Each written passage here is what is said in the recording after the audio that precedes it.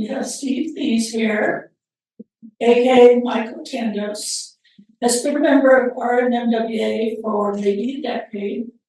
He's not keeping count, he says. He is a former space engineer and career intelligence officer living in the woods in Black Forest, Colorado. He was a licensed private investigator in Colorado and New Mexico. He's a member of the Private Eye Writers of America, the Short Mystery Fiction Society, the Los Angeles Science Fantasy Society, the Baker Street Irregulars, and the Sherlock Holmes Society of London. He is published in mystery and sci-fi anthologies in the United States and England, and online under his Michael, is it Chandos? Chandos. His swing name, including his story Texas Barbecue, which was McGavity nominated from the Magazine nominated anthology The Eyes of Texas. His latest is The Lady in the Polka Dot Dress, or Rudy Gumshoe's anthology. No.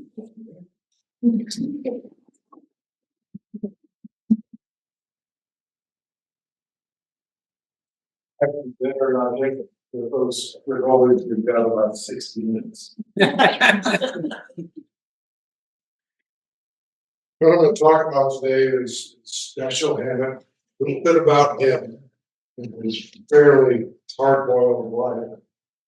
Long one, 63, but we'll talk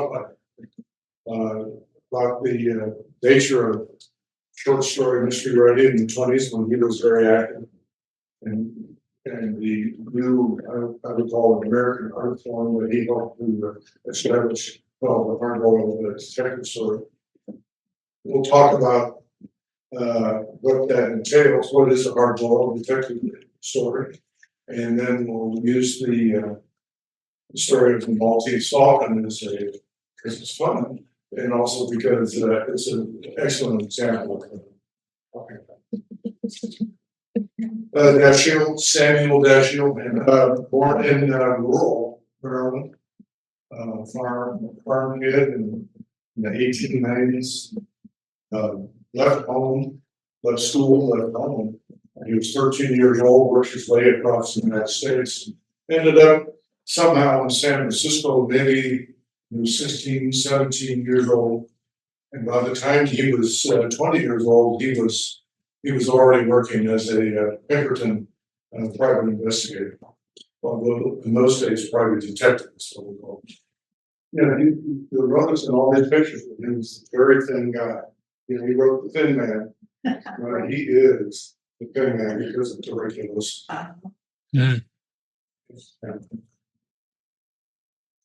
He started working about 1917, 1916 for Pinkerton. Very much a street level PI working in San Francisco. He joined the Army to go to World War I. He was an ambulance driver and a number of other things. We got into the war very late, but he was there long enough to get gassed and to catch tuberculosis, and ended up spending about 18 months of the 2 years he was in the Army in a hospital.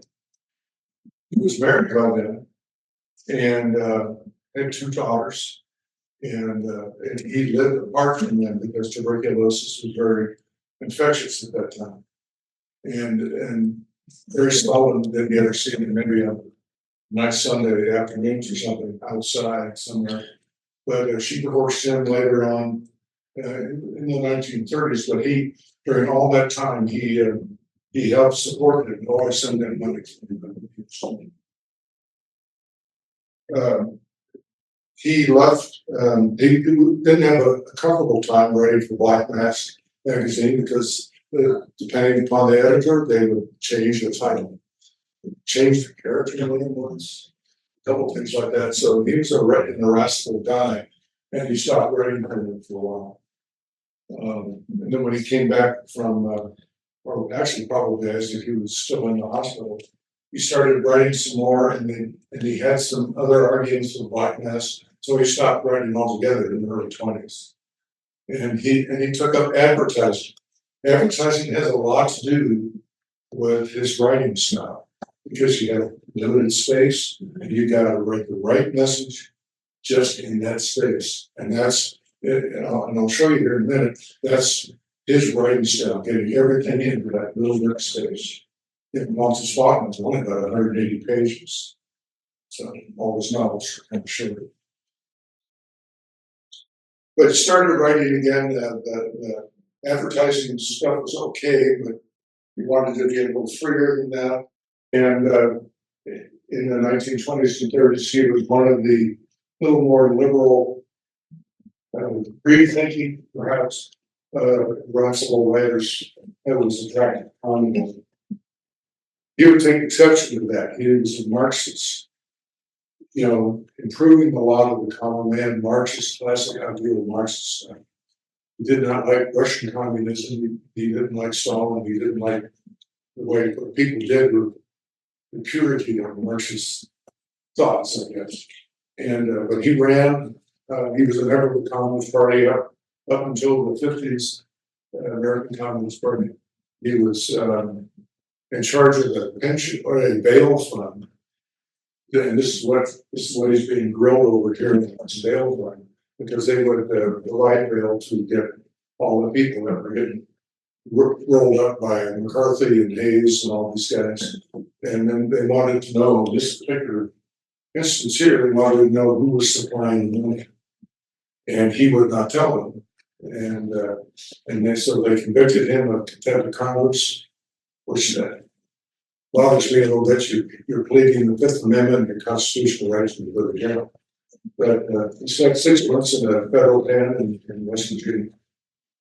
And when he got out, he had much, and that did not help his tuberculosis, by the way, because they didn't do much care for him in there. But when he got out, he was still a Marxist, still doing the same kinds of things. He had, like I said, wife divorced him, and he had another little girlfriend in there for a while. But his big association was with Lori and Helen, who wrote Little Boxes, and a number of things. And they wrote stuff together. She was a comedy too, as was Arthur Miller, Elliot Kazan, Dalton Trumbull, who wrote Spartacus and things like that. And he was one of the few guys that never wouldn't name names. A lot of the people that you'll hear that rolled up because of the economic pressure would name a few names, and that's history. So what's the climate in 1920s writing? Well, it's typified by these guys. You know, we had a lot of very English form type of mysteries. Even Americans writing English form mysteries. And we got S.S. Van Dyne and Final Advance. He's a rich guy. He's a dilettante. He kind of does some things. We have Father Brown, who's a nosy, busy guy. Kids. Oh, yeah. Ellery Queen's a writer. His father is a detective. He does detective sort of things. Well, Charlie Chan's very popular, but you know, he's a detective on the Honolulu Police Department. Someone seems to go all over the world. He's a smart, very busy body. Hercule Poirot used to be a Belgian police detective, and but kind of falls into cases. He's not really a PI in it for business. And on the Orient Express, he's in that one because he's on the train. This is Lord Peter Winston, written by Dorothy Sayers, an American writer writing in English. He's also kind of dilettante. He's a lord. He's got a monocle. Kind of things, and he takes on cases and things that intrigue him. And Rick Stout and Art is or Nero Wolf. yeah, is Nero Wolf. It's still named the spirit on it. His personal secretary is kind of really a detective. Yeah. Archie. It's always great. Yes. the TV series. Yeah. Was really good. But what's missing here is that none of the guys are private investigators as a profession. They're not earning their living with it. And that's what the hard boiled writers intended. The PI story based on fact, based on violence and sex and all those good things. But guys who are doing it for a living. Of course, I wrote itty bitty little notes down there, but I'm going to say it's fine. So let's look at Samuel. Samuel's personal. Samuel Dashiell Hammett's writing style very much compared to Hemingway. He's they're both Hemingway wrote on the Kansas City Star, and it's famous Kansas City Star copy style. Very space efficient, short sentences, uncomplicated, maybe one adjective. But non-sentimental kinds of things. These stories were tough guys, very much realism. Some of them were less real than others. But in the big thing, it's an urban story, American urban story, not an English novel. Always about snappy dialogue. The Maltese Falcon is full of snappy dialogue, and there's some of that. And very slangy, but not the kind of stuff that snags your eye. It's the characters are saying words that they're supposed to say. You know, and then you can read through that without any funny spelling or alternate spelling because the guy's dumb, somebody's going to talk in alternate spelling. Graphic sex and violence for the time. There might be a hand on the thigh, or somebody goes upstairs and things happen, yes. But from the time, graphic sex and violence, which was either absent or just alluded to maybe in some of the classic controversial stories of the time. Very much play-by-play action. We'll call it here, we call that external universe. Like play-by-play. This guy did this, this guy did that. Those things. And everything that is revealed in the story about setting, there are words about setting, but not big description kinds of things. Everything that's revealed about the characters and everything is what they say and what they do. All those good things, all those good American things, lies, deception, betrayal. You see that all through the Maltese Falcon, corruption, Glass Key, his novel Glass Key is all about corruption, political corruption, and certainly the Maltese Falcon greed is the primary thing. And violence, not so much violence that you see descriptive, bloody violence to purpose. But it's in Dashiel Hammett's writing, it's composed with principles and professionalism and loyalty. You see that in Sam Spade's works. He's not just a thug being a private detective. He does things, as he says in the talk to Bridget O'Shaughnessy at the end, he's doing things because that's what you do when one of your guys is killed, you look after them. And for Hammett, for sure, the characters and their action are based on his live, on the street action. He paid very good attention. He's a very busy PI. Over 7 years, and he was a PI, and all that kind of stuff. It was Henry Ford. Raymond Chandler credits Hammett with inventing the hard-boiled story. He wasn't the first. He was in the second issue of Black Mass magazine. John Carroll Daly wrote the first one, so he kind of gets the credit for that. But nobody wrote it better than that shoe. Look for an article called "Some Cases Weird." It's maybe 3 or 4 pages long. Raymond Chandler in his very excellent phrase of, he's about 15 or 20 years behind, and so he's not quite the next generation. He credits everything back to him. Read that about it. He talks about the private detectives at night kind of thing in the battlefield. So he says Hammett gave murder back to the people who did it for a reason, not just to have Colonel Musher dead in the library. Park said, no, they killed because they fought over a woman, or they're fighting over drugs, a gambling deal, and some of this kinds of things. Not just for that, of course. And he talks about these people as the way they work, with all their sayings, with all the baggage that they bring in their language, because he is already attuned his ear to the way these people talk. And they were not afraid of the seedy side of life because it was in the street every night. They were in this big urban setting, apartment buildings, things like that. There were shootings in the street, but fight at the bar down the street that a prostitute had a room down the hall. And put murder under the Vichy boss.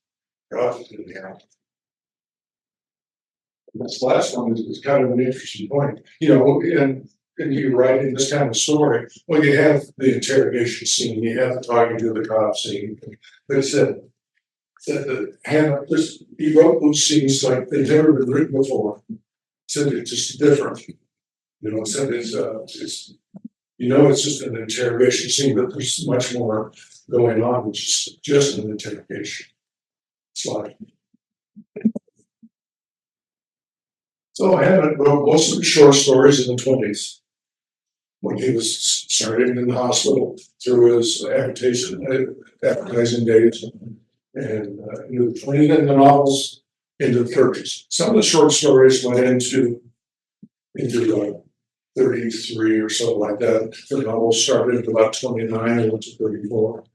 5 very well respected novels in 5 years, often pulling scenes up from the short stories. They weren't continuations of the short story, but he knew, for example, in the Maltese Falcon, when Miles gets killed by the lady, well, that's an interesting story. But it's not Miles and it's not Richard O'Shaughnessy, but that kind of double cross and betrayal kind of thing. That's the story. Like I said, compared to Hemingway and John Dos Passos. External third person is the word they use. We call it objective third. Now, without any insight into people's thought processes. If they were angry, they said angry things, or they did angry actions. Somewhere around 100 short stories, they're still discovering that because he was a working writer. He's paying for the wife and kids. So he didn't always write under his own byline. One of his papers are down at the University of Texas Austin, and a researcher down there made connections to one of his pseudonyms nobody had heard of before, and he found 19 stories around in the archives and all this that are attributable to him and his style. Two of his most famous, of course, is Spade and the Continental Hawk. The Continental Hawk is an operator of the Continental Detective Agency, and his name is. It's interesting. You can write a first-person story, and 36 stories. In this phone book, that's the story. That's all of my career. I mean, that's big story. Stories. And nobody ever calls him by name. He never introduces himself. And I have a feeling that they kind of started that way. And then he said, well, what is his name? Oh, he doesn't have a name. I guess it's kind of odd. The short stories, the novels are all third person, short stories are all first. With 1 or 2 little exceptions. And he wrote screenplays. That's what he wrote after he got pissed off the world of publication, publicized, and he got working with Lloyd Cullen, who was a playwright and a novelist. He started writing stories. He wrote the script for Watch on the Rhine, Lloyd Cullen's play and novel, and he was Oscar nominated. And he wrote there's five Thin Man movies. The first one was right out of his book, and he wrote the scenarios and maybe some scenes and stuff. He did the following full stories. I think decreasing business, I think all this kind of thing.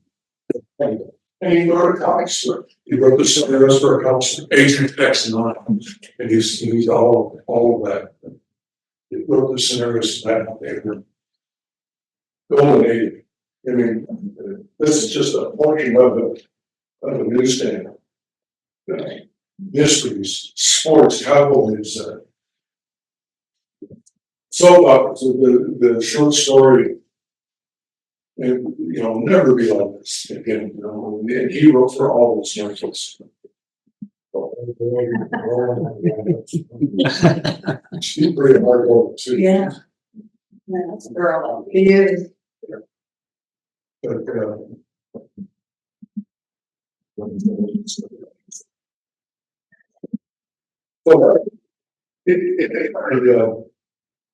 that really is broadly as we run. So let's start looking at the Maltese Falcon as a demonstration of that style. Yes, question. Did he not do the screenplay for that? For the Maltese Falcon, did he not do the screenplay? No, he did not. The next screenplay was written by John Hughes. Okay. Thank you. It was serialized. All his novels were serialized. Even though, these are both on novels. The Library of Congress's 100 best novels of the 20th century. He's got 4 books on that list. Nobody else has that list. Lots of people have 3. I think it's not on the list, which is one of these early. They all were serialized in black and Mass magazine. Scene is not in Maltese Falcon, but it's a great cover. Shooting through the newspaper. 5 installments. This is what the cover of the first edition looked like, and I think they still mimic this cover today. If you got a copy of that book, first edition, it's actually in the sign, probably $100,000. That's probably 600 or something like that, or 300 of them. Were they hardbacks? Yeah, it was in paperbacks, yeah. Yeah, when we started seeing paperbacks, not the 50. I think the first 39 they did back. Yeah, the first paperback book is a book of science fiction. I got a copy of it. And by pocket books, number 1, and because it was in the pocket. So it's a novel. It's an objective third person, like an announcer during doing a play by book. It's a very linear plot, basically, as a hint. Very good, very easy to adapt to a film, I think. So if you got one of these things that's got all these multiple plots and all these side plots, they can still maybe pick one or something. It's a very interesting exercise to read this book and then watch the movie, because they are very much the same.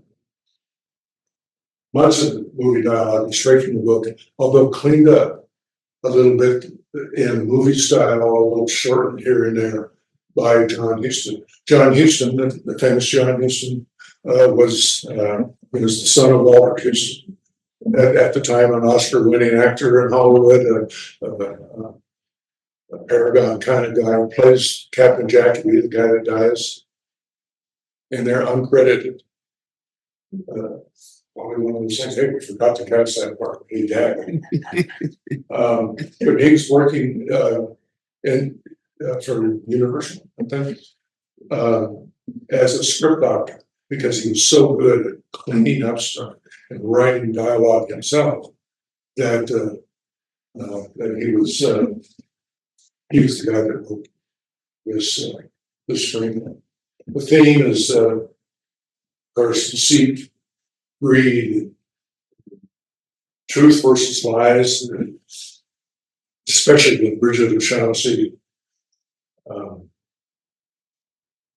Versus some principles at the end, because really through the book, Spade's number one objective is who killed Miles. It's not the murders there, but it's really it's who killed Miles. It's very simple and direct, subtly descriptive. It's one of those you don't use the right adjective, not one of them, and subvert characters based on people that he knew, and I'll show you that in a second. No obscenities by a modern standard at all. I think in all his books, there's something, very little obscenities. Maybe I know a damn in there, but not that much more than that. But haven't had a problem with the character of Roman. He referred to him as a catamite. That's kind of a biblical term. Literally means a young man in service to a powerful old man. Whether or not there's any connotation of homosexual kinds of things and everything, but that's the way it was interpreted. And he could not get the book published. So that's kind of a $20 word in it. You can read it with that. But he said, well, and in the script, they wouldn't get script approval if he's going to use that word. So he invents a word. Now you've heard, if you've read it, this kind of stuff, it's called gunsman. He's a gun. Well, Hammett invented that word. It's based on a Dutch slang word for stupid goose, which means it literally dumbass, or dipshit dumbass kind of stuff. And they thought that was wonderful because they had the word gun in it. So that's what we thought. That's kind of his little private joke. There's a lot of considerations. Joel Cairo, is he just fancy? I think he is just fancy. I don't think he's gay. Might be a fairy maybe, but he's not a gay. He's just a guy that happens to look at his clothing and his cologne, and based on someone that he knew. Very little dialogue, even with the guns. The guns just speaks. It's all his word or his lines of dialogue are all structured differently for each person. Gutman, his speech and his lots of phrases and all this stuff. And the kid is just like this. They're and Cairo's kind of obsequious and all this. And Bridget O'Shaughnessy is everything. And at the end there, when he's telling her he's going to give her over to the police, she goes through about every character. She goes through the little girl. I'm your, I love you, and stuff. And she goes through the spiteful spider that she is. Just whack, whack, whack, whack. Straight speech, no varnish. And no emotion. Well, they're wondering. A lot of people say in this book, there's no emotion in there. But there's a very interesting slide book. A thing. This is the longest paragraph in the book by far. I mean, there might be some 3 or 4 line paragraphs, but this is right at the beginning. In the movie, you saw it, very high contrasty. Dark, Spade's in bed. He turns on the light, answers the phone, and said, "Now, Miles dead. Where? I'll be there in 20 minutes." That's the whole scene. It's like that in the book too, except there's this long thing where he sits up, and this is a tutorial almost on how to roll the cigarette. Well, what is that in there for? It's in there for because Spade is gathering his feelings on this. He doesn't like Miles. Thinks he's a bad partner. He can't wait to get his name off the door. But but he's thinking about it. Smokes, lights a cigarette, well, that cigarette corner, you know what that's called? It's called Bogart the cigarette. So he gets there, he lights a cigarette, calls, go. And the story starts right there, really. But the action of the story starts when he finishes that cigarette and goes. Smile. Then 4 movies, a few later rip-off kind of movies, and really 4 Maltese Falcon movies, 3 of which were very bad. This first movie with Lady Daniels, you see, she gets the top here, Ricardo Cortez, who I think was a pretty good spade, really. I guess a very stagey movie. It's made in 1930, 31. It's it doesn't have all the moody stuff. It's very much an old stodgy film from that era. Everything's lit up. Everybody's standing. You see everybody standing in a line like this. It's like bad stage directing. The characters certainly weren't as well chosen as they were for Houston's movie, and it was kind of dismissed. Didn't make money. And it's there. I saw it on TCM about 6 months ago, and it's kind of this movie.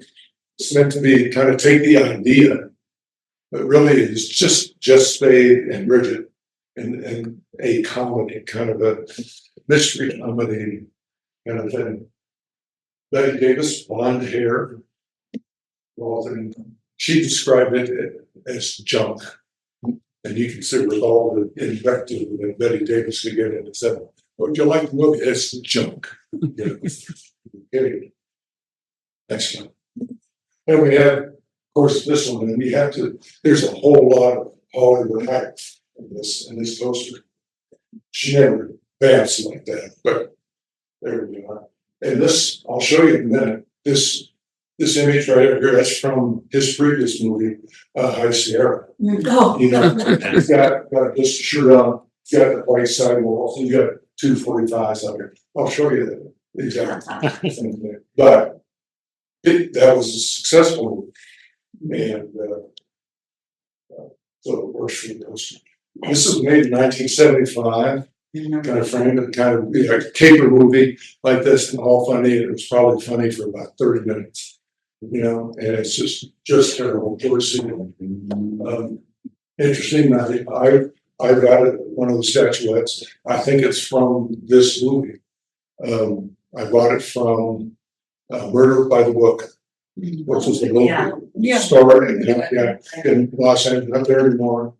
Not under the lady that ran it. She's on Ventura Boulevard, movie studios here, and movie studios there, all over the place. When I was stationed in Los Angeles, I used to go up there every Saturday morning because they were done some free college. And I met Ray Bradbury in there, Harlan Nelson, people like that. She had 3 of these. She kept on Harlan Nelson about one and about the other.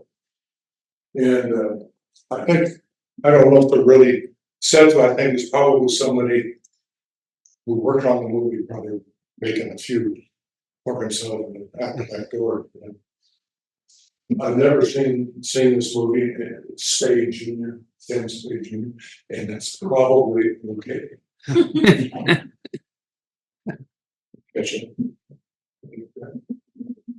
So let me contrast the 2 world stories, both of which followed the easily translatable book.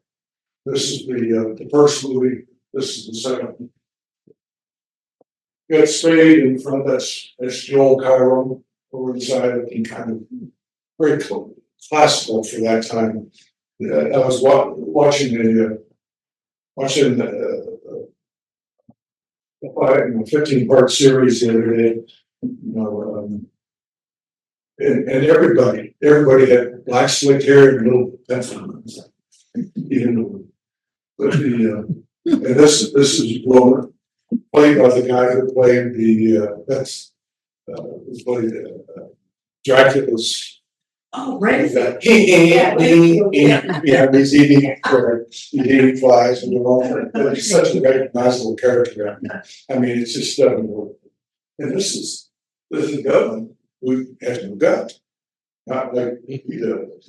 And he doesn't look very in charge and commanding. Yeah. This is the climactic, I'll compare these two things, the climatic scenes. This one really works. This one does not work. This is called, by the way, this is called MacGuffin. It's a word that was invented around Alfred Hitchcock's time. It's about a thing that drives the movie, but in itself is not all that important. Indiana Jones and you know the Holy Grail. He finally gets it in that song. Right? But it drives everything. This drives everything in the movie here. And their birds look like some shiny piece of pottery, you know, that you see in the second-hand store. They pull it out of the Excelsior, they look at it and they throw it back in there. And that's just kind of, oh, that's quick, you know. But in this story, you know, it's even more centered on the black bird. And when they shoot the scene, the scene is on the YouTube, by the way, if you just want to watch the sense. You know, everybody, you know, all these cinematic tricks, everybody gathers around. They're all shot from here looking up, and they're all going like this, you know, with all the stuff.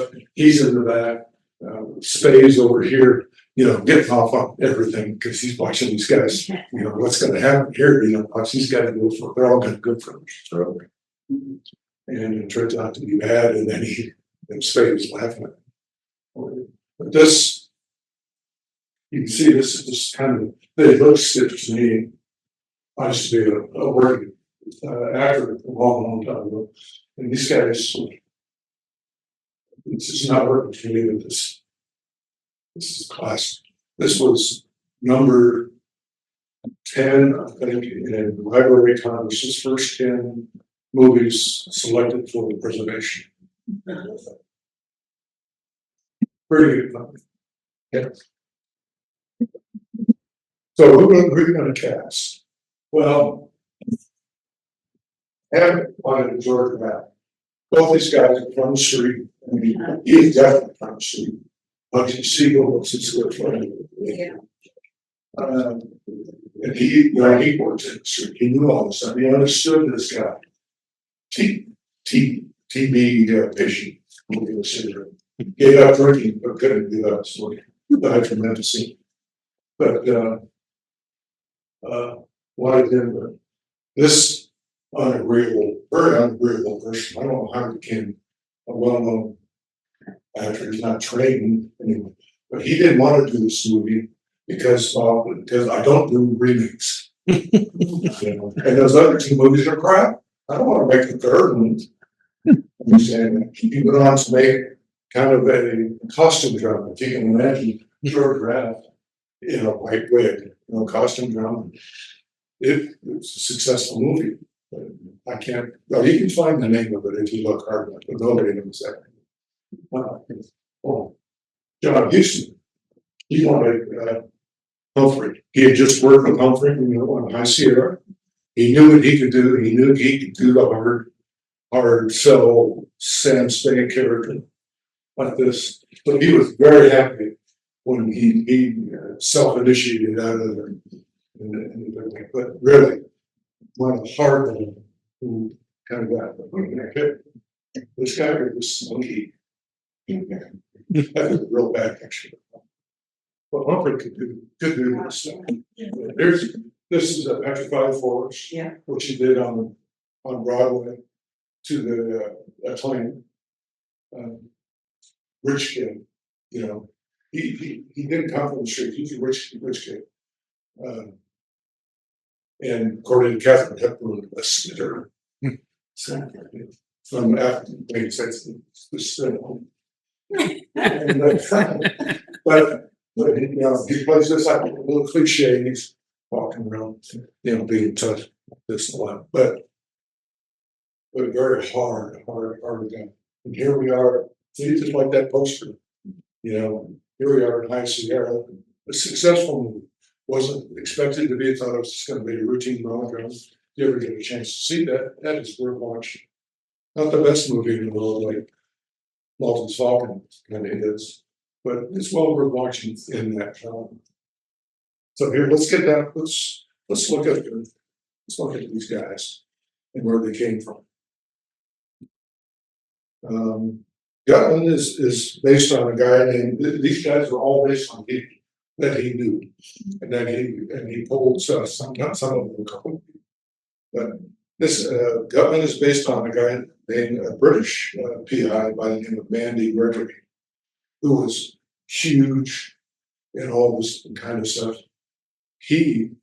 Mandy Gregory, the real PI, was famous for in England, famous for a case about a bunch of people seeking a treasure. So she was based on all the fallen women that he saw. Some of them very deceitful, you never know what. But he, you know, ultimately flawed, kind of fallen women. I mean, he knew that character type and ran into the home. And Joel Carver was based on a guy that he had arrested in Washington. So PIs could arrest in the 20s. He was based on this guy who was a very fancy dresser, spats, cane, and all this stuff. And that's, you know, who this character was. I call him. Interesting sidelight. This is his first movie. He was scared shitless, absolutely scared shitless. And she would, even if she wasn't in the scene coming up, she would sit there with him, holding his hand. Yeah. And explaining it all to him what's going on. Nominated for an Oscar. But Spade's in the movie. He's the ideal private detective that every other private detective wants to be. You know, he's tough. He wins in every situation. He gets the best of anybody, whether they're just the guy in the hotel or they're criminals or anything else. He's not a Sherlock Holmes. He doesn't solve puzzles. He solves people things. And he always comes out on top. And that's very interesting. Right at the beginning of the book, he describes him, one of the few things that he describes. And he says he looks like a blonde Satan. Satan, you know. And yeah, Especially because I think. yeah.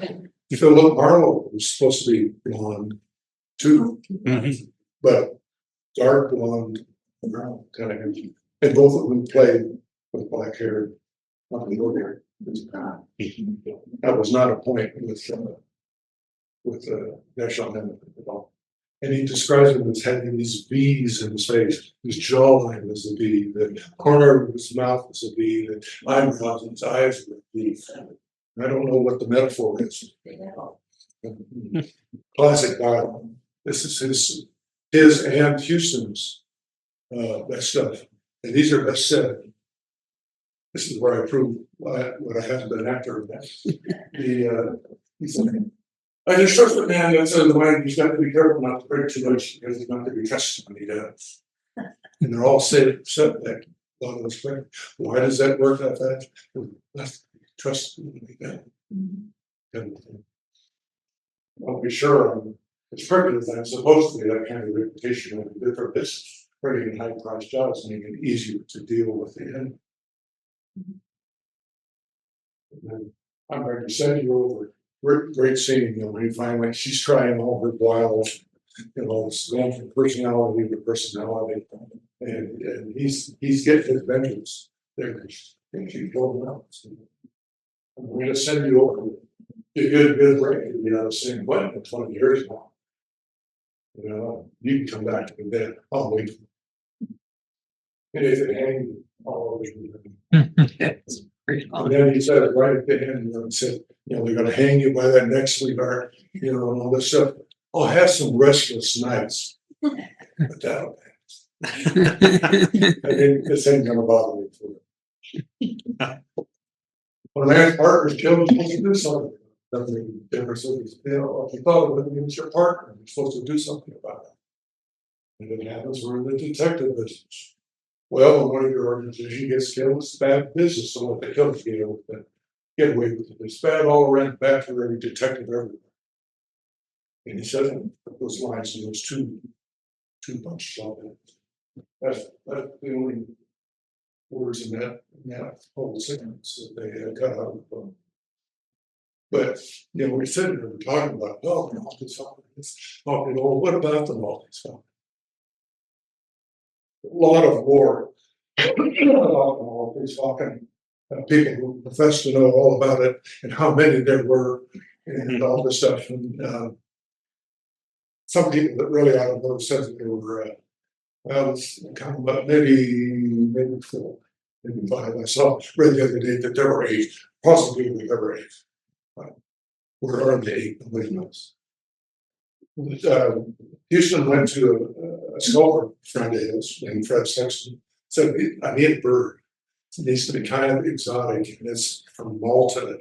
And where Malta is there and all this stuff. So Fred came up with, and fairly sure came up with a kind of a Horus kind of bird. He said, no, that the Egyptian style was intriguing. It's not really, I need to have it kind of, this is a super bird. This is not just a statue. That's the problem with that first movie. It was just a statue. The same, some things like that. So we come up with a overnight, I think, came up with this other stuff. And he said, that's it. Change here, change here, change here. And then said, we're going with that. So it comes up with this one right here, made of brass and with some lead in it, and it weighs 45 to 50 pounds. Jeez. Everybody says, you can't move that. And this guy, not an athlete, okay? His forearm looks like a wrist. His upper arm looks like a wrist. He's not a muscular guy. Very trimmed for his whole thing. But he said, I no way after that. And then somebody drops this thing. It's part of the tail that comes down here is pushed in. And then he said, no, almost on his foot, things would have stopped if they crushed his foot with it as a 50-pound burger. So he said, what do you say? We try something a little later. So they come in with this plastic parasol. And it's still heavy. It's like 20 pounds heavy. It's heavy enough to feel real. On the internet now, you can buy Maltese Falcons in capacity just like the original one. You can buy them; they're resin and filled with lead balls and all this other stuff. But there are 2 of these on the bottom. They're inscribed WF1, WF2, and everybody's one. This went to Jack Warner when he discovered that this movie was making money and everybody thought it was a classic. All of a sudden, he was a fan because what he told him said, he told Houston that if you make turns the sow's ear into a silk purse thing called High Sierra and make it into a good movie, all fun, you want to do this. Third movie failure. Said but when I gave High Sierra was popular, so they found this is only $400K. That's a lot of money then, but not that much money. They borrowed sets. He had to do an enormous planning. Houston invented the storyboard kind of idea where you had each shot set in register. He built, I know the next setup, like this, and they shot it under budget. So there's 2 of these. One is in the Hollywood Forever Museum, and one is in, I think, the Warner Brothers Museum. And I know which one of them is the cover. And this and when it sold to the Well, they first they put all the stuff in a cage after the movie because they never can't tell them, maybe make another one. So you keep all the principal props and all that stuff. But then World War II happens and all this other stuff, so they're never gonna get back to it. So they sold the one, and it sold for something like $400,000. Yeah. And Funded the film. so it's in the Hollywood Forever Museum, so this one here, that sat on Jack Warner's desk, now he was proud of it, of course. The egomaniac that he was. And when he died, well, the studio said, well, is it his property, is it the Warner family's property? Anyway, they decided in about 2011, 2010, we'll put it up for auction. They were tearing out the pictures. And two guys were buying all the sets. They still had clothing, they had all the paperwork and all the stuff. These movies. This thing came out.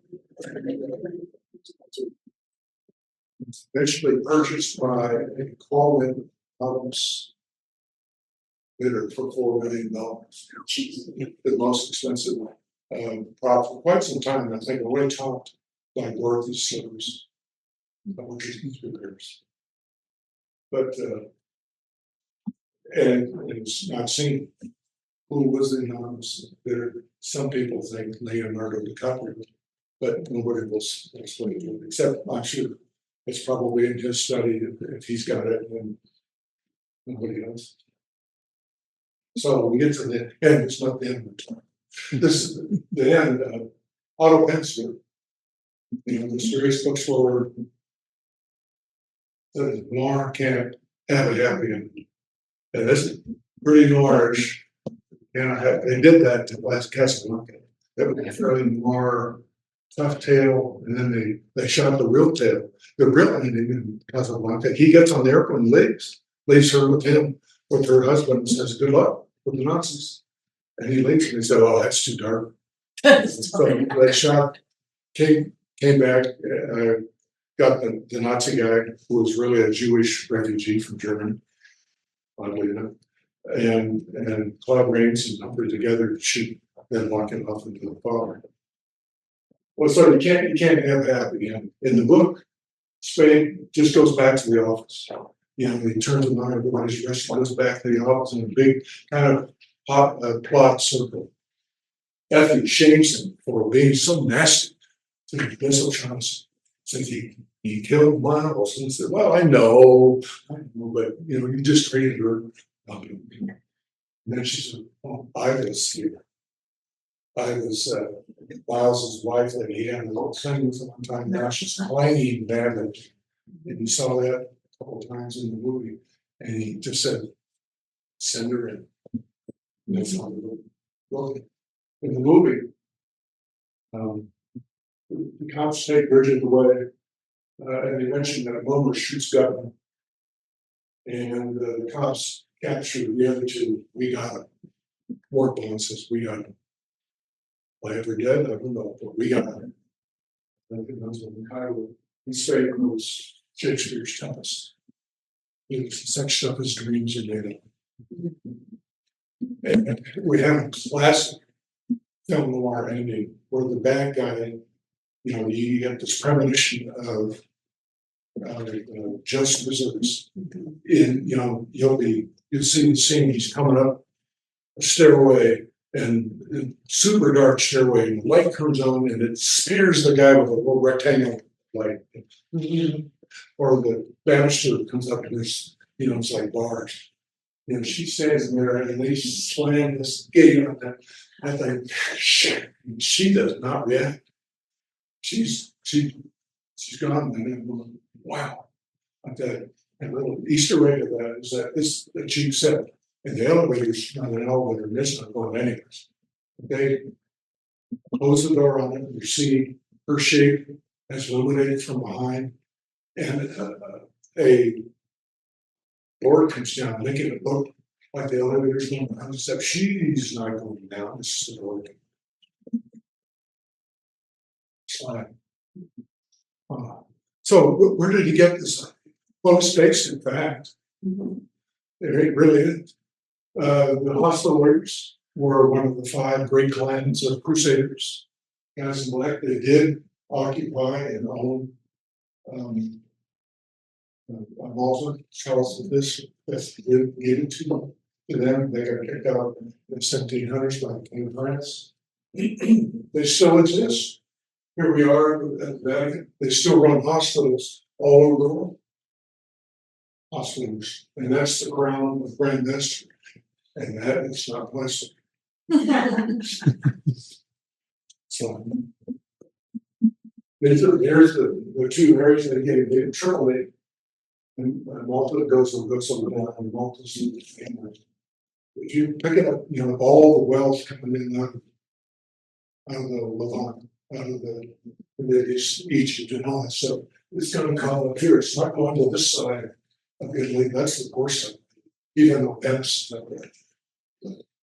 And there's nothing on this coast of Sicily. Palermo's on the others. But we can stop gas, right? We can stop for food and water, do some trading. You're going to stop at these guys' places and pay the fee for that. They got kicked out of here by the rising tide of the Ottomans eventually, but then Arab nations, they kept that until the middle of 1700s. You're killing me. So where did they get the idea? Did people give away? So first of all, did they have a contract like that when they owed a Falcon to them? Yeah, and you can find it oddly enough on Wikipedia. Look up the tribute of the Maltese Falcon. Tribute as the tribute, and they got substantial portions of the agreement. There's all kinds of political programs, things in there that they have to, not going to be aggressive. There's Crusader Knights now. Maybe run hospitals, but they still put people in hospitals. And he says I want to tell there's no record of what they gave the king or Charles V. Not really the king, he's kings in Spain. And whether or not they ever gave him any group, but I figured they probably did. There was a distinct species of falcons that live on Malta. And so that's probably what he was doing. He's probably a falconer and a falcon. But they would do that sort of thing. But giving away jeweled things is very common when you're trying to be a catamite, right? You're trying to curry favor and stuff from the fancy guys. So what did those look like? Some here's some examples. I wish you could see the entire figure of that giraffe. They always should they had this and things like that. Lots of enamel. This is the soul energy. But was there a jewel Maltese Falcon and what would it look like? That's called Kniphausen hawk. It was a bunch of Swedish businessmen currying favor with Count Kniphausen, who was a senior guy in the Holy Roman Empire as it almost still existed. And these are, there is obviously turquoise, lots of gold, amethyst, not rubies, but gem quality garnets, better than rubies. And all these kinds of stuff. That's what they look at. That's what they're looking for. Yeah, all by the Lord Cavendish, the Duke of Devonshire, billionaire, kind of a very English guy. And showing once in a while, perhaps And it was not ever seen, perhaps Hammett saw this. He was a museum goer, lived in San Francisco, lived in New York City. Perhaps he saw this or had it alluded to, but that's usually what the install. So I'll close out here with some words from our man Casper Gutton. He said, "You heard of the ancient paper order of the Knights, the Hospitallers, contemporaries of the Templars, of the Templars. Suleiman the Magnificent chased them out of Rhodes in 1523. They settled in Crete until 1530 until they persuaded the Holy Roman Emperor Charles V of Spain to give them Malta, Gozo, and Tripoli. Yes, but with these conditions. They were to pay the emperor each year the tribute of 1 falcon in acknowledgement that Malta was still under Spain. Have you any conception of the extreme and immeasurable wealth of the order at this time? We all know the holy wars were primarily a matter of loot to them: gold, silver, gems, silk. Emperor Charles had given them Malta, and all the rent he asked for was 1 insignificant bird per month, or per annum, just as a matter of form. What could be more natural than for these immeasurably wealthy knights to look around for some way of expressing the profound gratitude? Well, that's exactly what they did, and they hit upon the happy thought of sending Charles for the first year's tribute, not an insignificant live bird, but a glorious golden falcon, and encrusted with head to foot with the finest jewels in their buckle. These are the facts, the historical facts, not schoolbook history, not Mr. Wells' history, but history nonetheless. The Grand Master had this foot-high jeweled bird made by Turkish slaves, and he sent it to Charles in Spain in a galley commanded by a French knight and a member of the order. It never reached Spain. Buccaneers took the knight's galley, and the bird went to Algiers.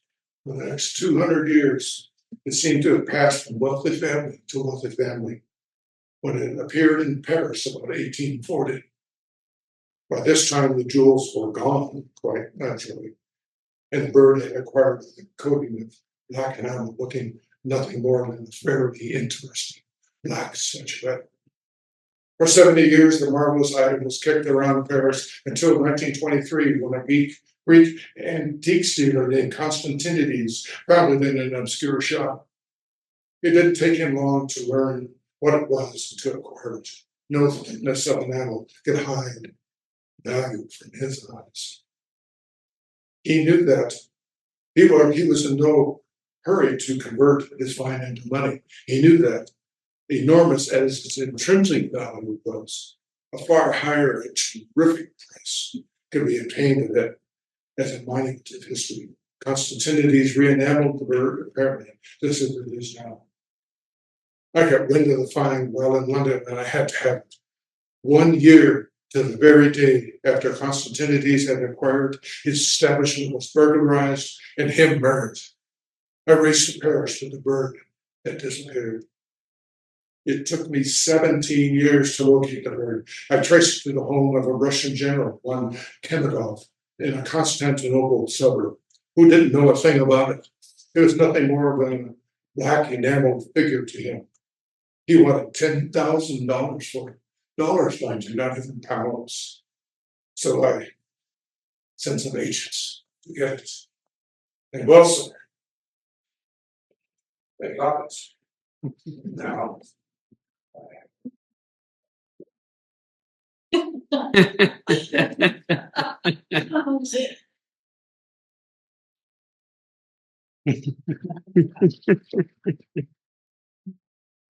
you.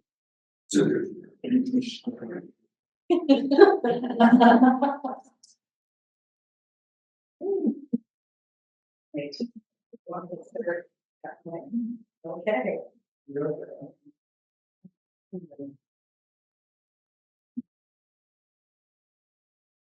Ears. All right.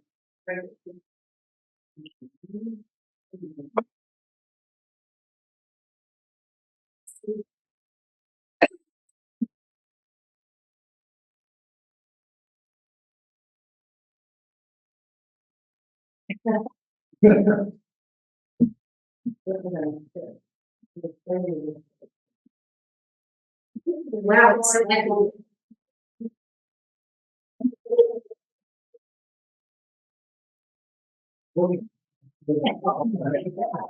Birds for the top there.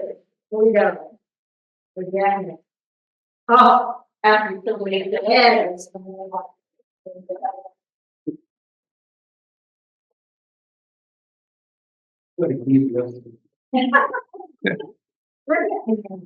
There we go. I know, I didn't cut up the paper.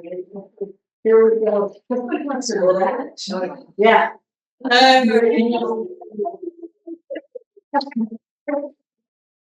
Lure her behind bars before she steals it. Yeah.